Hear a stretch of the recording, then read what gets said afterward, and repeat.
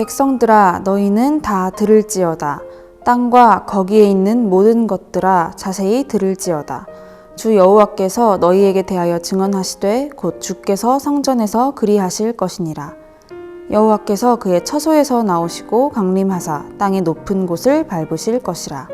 그 아래에서 산들이 높고 골짜기들이 갈라지기를 불 앞에 밀초 같고 비탈로 쏟아지는 물 같을 것이니 이는 다 야곱의 허물로 말미암음이요 이스라엘 족속의 죄로 말미암음이라.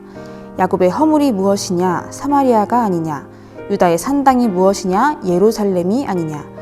이러므로 내가 사마리아를 들의 무더기 같게 하고 포도심을 동산 같게 하며 또 그 돌들을 골짜기에 쏟아내리고 그 기초를 드러내며 그 새긴 우상들은 다 부서지고 그 음행의 값은 다 불살라지며 내가 그 목상들을 다 깨뜨리리니 그가 기생의 값으로 모았은즉 그것이 기생의 값으로 돌아가리라.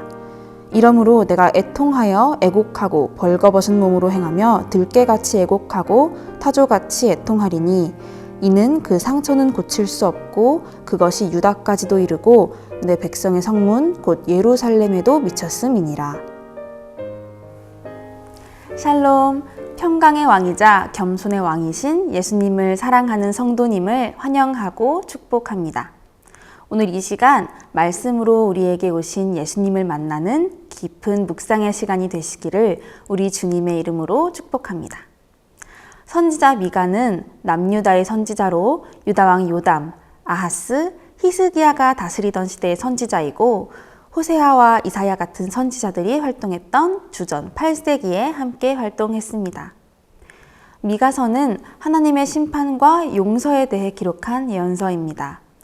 여호와 하나님께서는 백성 자신들의 허물과 죄 때문에 그들을 흩으시는 심판자이시지만 동시에 신실하시기에 다시 그들을 모으시고 보호하시며 용서하는 목자이자 왕이심을 분명하게 전하고 있습니다.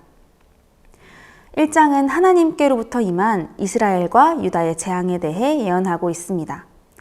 미가는 북이스라엘의 사마리아 성, 남유다의 예루살렘 성을 모두 언급하며 하나님이 선언하시는 심판은 이스라엘과 유다의 죄와 허물 때문임을 보여줍니다. 어느 일부의 책임이 아닌 모두의 죄라는 것입니다. 이스라엘 백성들은 지난 세월 동안 계속해서 하나님의 구원과 인도, 훈련과 공급을 경험하며 살았는데도 불구하고 우상을 숭배했고 사회 내부에는 죄가 만연했습니다. 이스라엘의 통치자들은 선을 미워하고 악을 기뻐했습니다. 여러 선지자들의 경고에도 형식적인 예배를 드리고 마음으로 하나님을 떠나버린 그들은 회개하지 않았습니다. 입맛에 맞는 거짓 예언만 취하며 자신들을 속이며 살았습니다.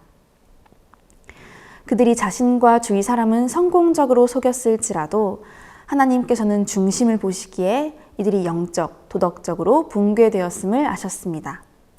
이에 결국 공의로우신 하나님은 그들의 죄를 심판하기로 결정하신 것입니다.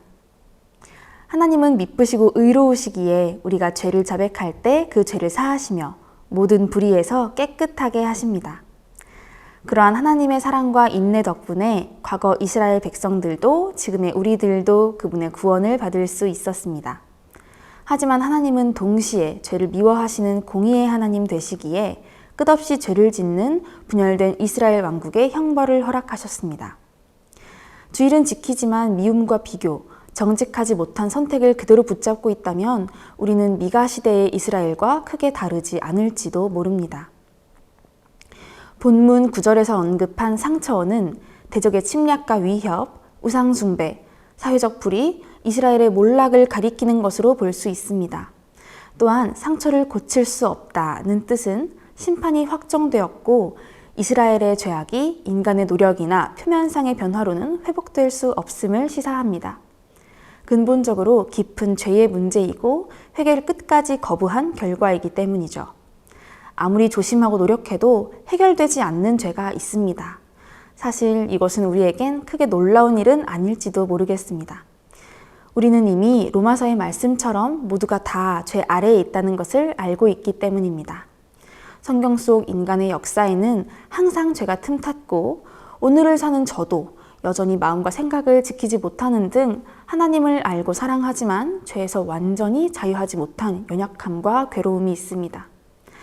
하지만 사랑하는 성도 여러분, 우리는 이렇게 엄중하고 두려운 하나님의 심판 예언 앞에서 절망과 두려움으로 도망치지 않고 그분의 앞에 무릎 꿇고 죄를 고백하며 용서와 회복을 담대히 구하도록 십자가로 길이 열려 있는 사람들입니다.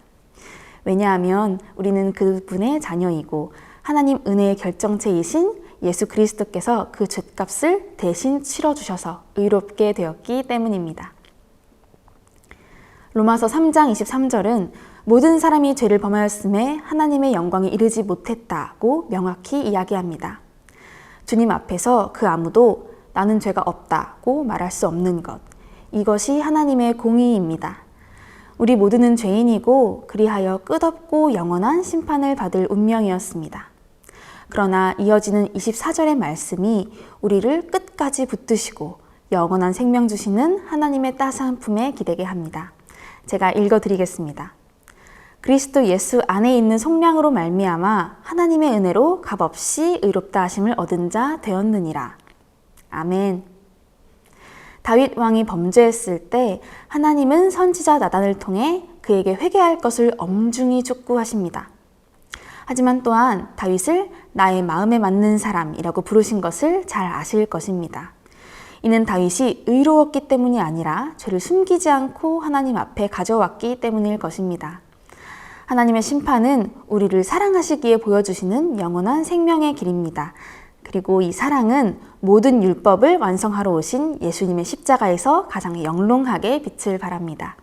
하나님께서는 인간에게 의롭게 살 수 있는 능력이 없음을 아셨기에 예수 그리스도를 보내셨습니다. 자신을 변호하지도 거룩하게 만들지도 못하는 우리 죄인인 우리의 무력함을 불쌍히 여기시는 의로우심, 자칫 사랑이신 하나님과 공의로우신 하나님은 대립되는 것처럼 보이지만 하나님 사랑의 결정체이신 예수님은 또한 하나님의 공의이십니다. 그 예수님께서 우리에게로 오셨습니다. 이 연말에 그 놀라운 축복과 갚을 수 없는 은혜를 사랑하는 성도님과 함께 묵상하고 예배할 수 있음에 감사합니다.